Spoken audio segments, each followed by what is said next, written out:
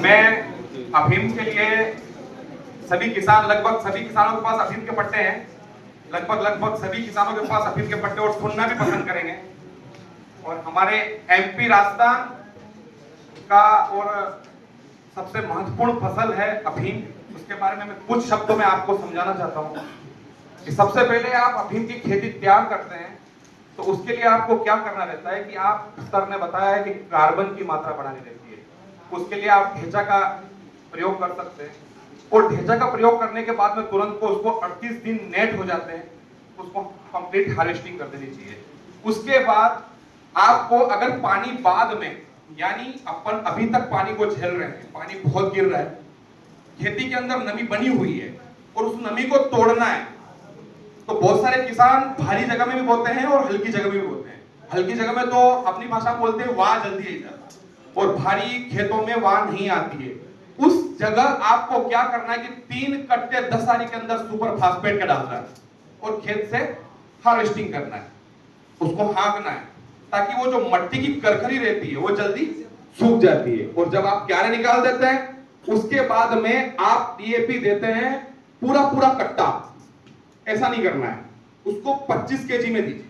25 KG DAP, 12-32-16 तो बंद हो चुका है, 18-46, 25 केजी पोटाश।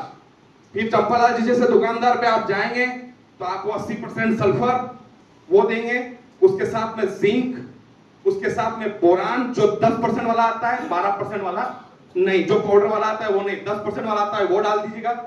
और उसके साथ में ह्यूमिक एसिड, फॉलिक एसिड भी पैकिंग मात्रा में आते हैं, वो डाल के आप खेत की हार्वेस्टिंग तैयार कर लीजिएगा।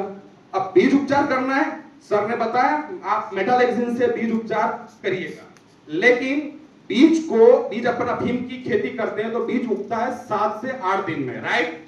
और अफीम का बीज उगाने में सबसे ज्यादा किसान को तकलीफ आती है उस समय टेम्परेचर हाई लेवल गर्मी ठंड रहती है।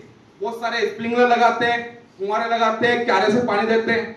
इसके लिए आपको क्या करना है, एक और महत्वपूर्ण बात है, आप 1 किलो पोस्ता लीजिएगा चाहे 2 किलो, जो भी आपका खेत आप हर बार डालते हैं, उसको पोस्ते को स्टील का जो बर्तन रहता है उसमें डाल के पानी डाल दीजिए।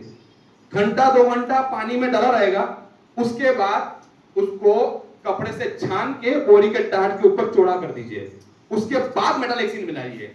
उसमें आपको मिलाने से जहां पोस्ता 7 दिन में उगला होगा वो 5 दिन में बाहर आ जाएगा और महत्वपूर्ण ताकत के साथ बाहर आएगा।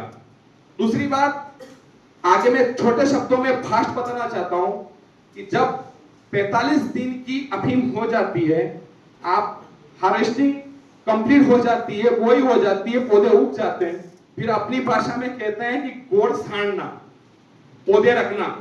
पौधे रखते हैं, कोई 4 इंच पे रखता है, कोई 5 इंच पे रखता है, कोई 6 इंच पे रखता है, कोई 7 इंच पे रखता है। जैसा किसान अफीम के सारे मास्टर होते हैं, अपने अपने खेत की सबको पता रहती है कि मेरे इसमें 6 इंच का रहेगा, मेरे इसमें 7 इंच का रहेगा। किसी की अगर पतली जमीन है तो 5 भी रखता है।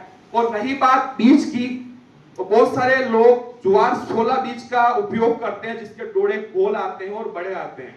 बहुत सारे बीज का उसका उपयोग करते हैं जिस डोड़े के ऊपर सल आते हैं। सल वाले डोड़े को आपको यूज नहीं करना है, मैं डायरेक्ट बता रहा हूं आपको, क्योंकि बीज का नाम तो मुझे भी नहीं पता क्या है, लेकिन सल वाला जो डोड़ा है उसका यूज आपको नहीं करना है।